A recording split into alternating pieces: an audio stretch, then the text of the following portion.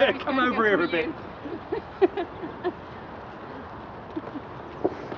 Not that I don't have any control over it. No, that's all right. Come. And park.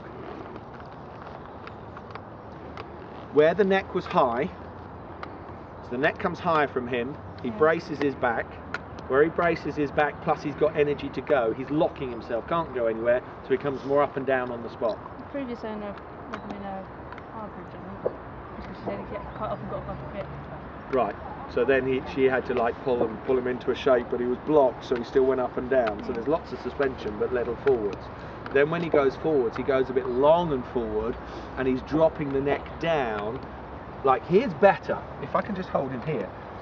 The neck is staying proud, but he's flexed here, and we want him to relax here. So the nose should be a little bit in front of the vertical, but there's a nice curve up, pole high, nose slightly out. What he was doing to you in the trot was keeping this long and dropping the neck down. So he wasn't closing through here, he was just pushing the nose out and down. And that's where you want to feel right. I've got the neck to release, so at least we've got the forward travel, not that hover trot coming up and down. But then as he relaxes forwards, we then start our half halt to our transitions to say, no, keep the neck, but keep the hind leg coming. Does that make sense? Yeah.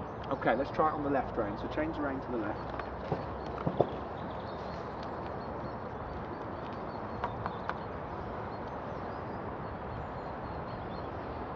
That sun's trying to come out, isn't it? No, off into trot in any second now. So, think about seat, think about relaxation, especially seat now. Flex inside spook bust, anchoring seat bone.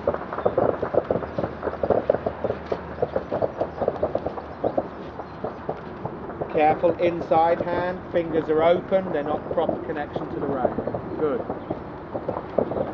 When you're ready, trot transition. Good.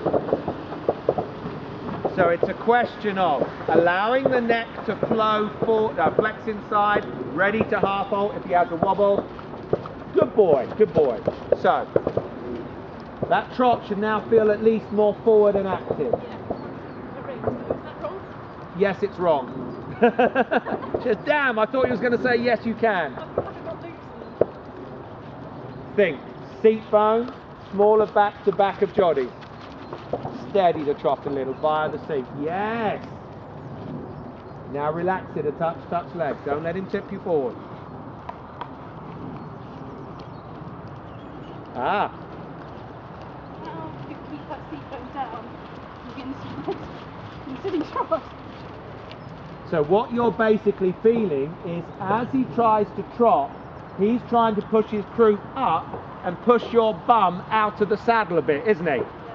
And that's core muscles, depth of thigh, and really anchoring in your seat bone down to counteract what he's doing. It's hard work, isn't it?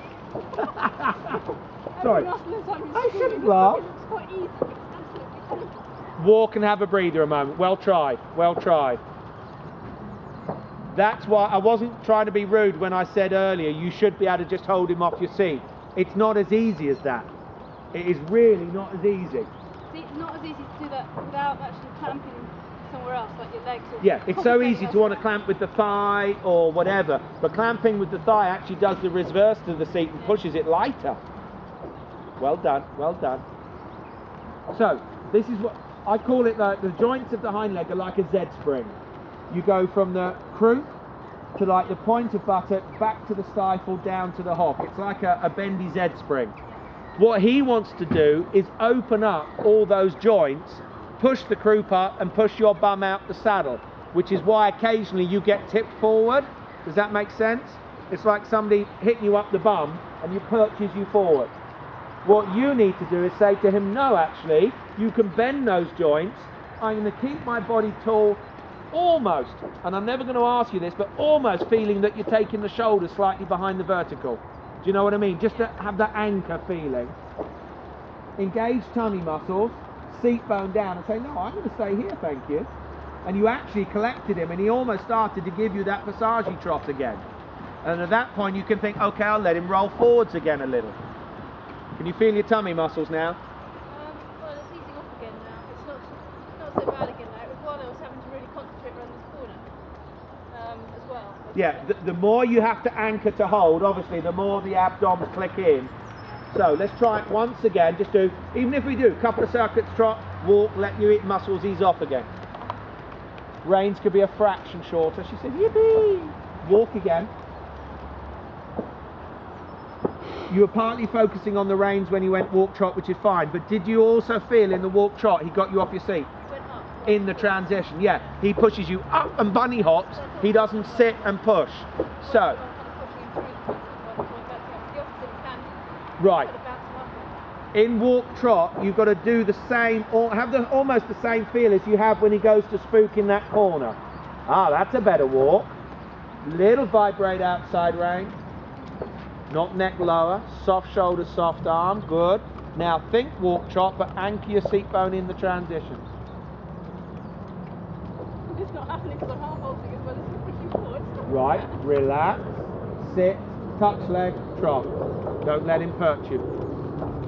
Yeah, the reason it wasn't happening is you weren't letting him push you out the way so he could make a so-and-so transition. Now collect a little bit off the seat.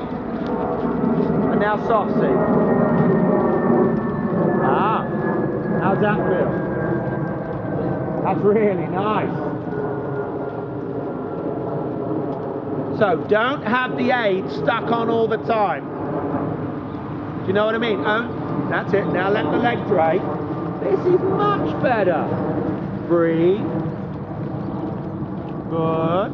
Now think forwards to touch the trot. Yeah. Forward a little.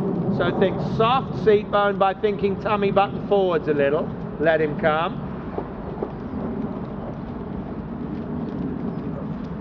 Now think collect the trot again. Grow tall, vertically tall.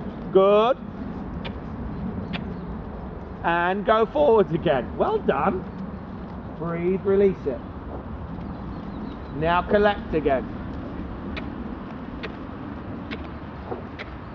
And roll forwards again. This time collect to touch, then brace the back downward trans to walk. Have a breather again. How did that start to feel? Very good. Yeah. Have a breather on that, then we'll go again. Yeah.